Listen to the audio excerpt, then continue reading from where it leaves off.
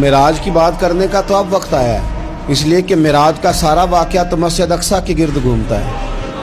سبحان الذی اسریٰ بعبدہ لیلا من المسجد الحرام الی المسجد الاقصی۔ حضور نے معراج کی رات مسجد اقصی میں نماز پڑھائی تھی، اور ایک بار پھر سے طیبہ سے فلسطین میں آ، راستہ دیکھتی ہے پھر مسجد اقصی تیرا۔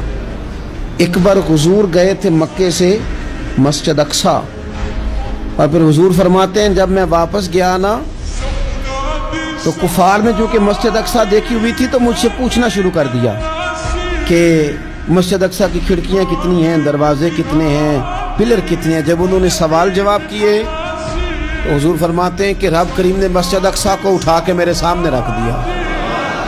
میں دیکھتا جاتا تھا، بتاتا جاتا تھا، کہہ لوں بات کر لوں۔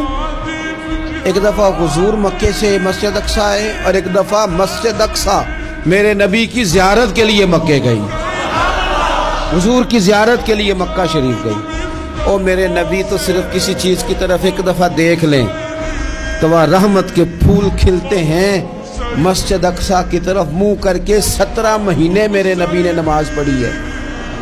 مسلمانوں پتہ ہی کوئی نہیں، ہماری خبریں ہی اور ہیں، ہمارا درد ہی اور ہے، ہمیں پتہ ہی نہیں بم کہاں برس رہے ہیں، ہمیں یہ خبر ہی نہیں۔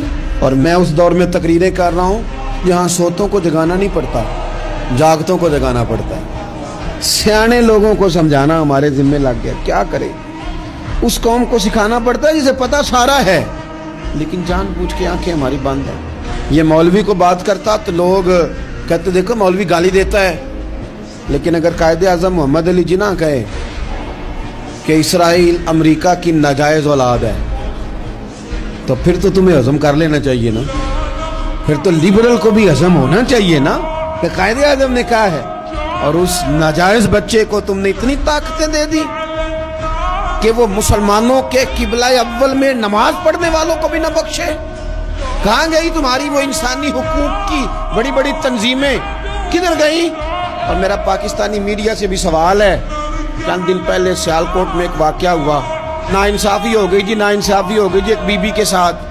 ہر بندے نے شور مچایا، بڑے بڑے طوفان اٹھتے ہیں، کیوں ہوا جی کیوں ہوا؟ مسجد اقصی کی توہین ہو گئی تو پھر طوفان کیوں نہیں اٹھا؟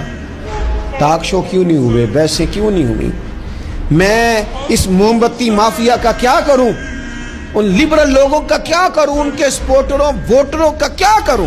ان سیاسی جماعتوں کے کارکنوں کو کیا نام دوں کہ جو ان فضول بحثوں میں تو وقت ضائع کرتے ہیں، اور وہ مسجد اقصی جس کے بارے میں میرے نبی پاک صلی اللہ علیہ وسلم سے ایک صحابیہ نے پوچھا تھا، یا رسول اللہ مسجد اقصی میں نماز پڑھنا کتنا کو بہتر ہے باقی نمازوں کے مقابلے میں؟ تو حضور نے فرمایا 1000 گنا بہتر ہے۔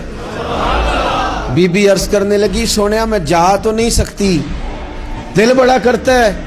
حضور نے فرمایا جا نہیں سکتی تو وہاں تیل ہی بھجوا دے، جس میں حاضری لگوانے کی حضور بات کریں جس مسجد میں۔